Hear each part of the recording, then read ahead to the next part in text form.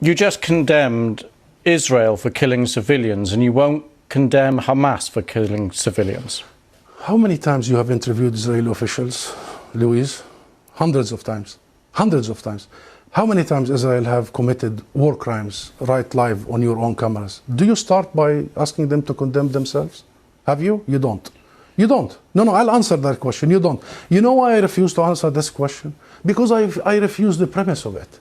Because at the very heart of it is misrepresentation of the whole thing.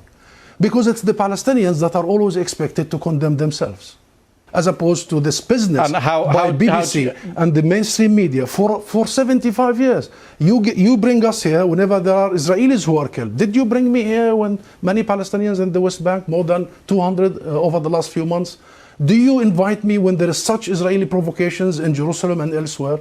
Because what Israelis have seen, which we started by saying tragic, the last 48 hours, the Palestinians see every day for the last 50 years. You know the situation in Gaza, you've just described it. This is the biggest open-air prison.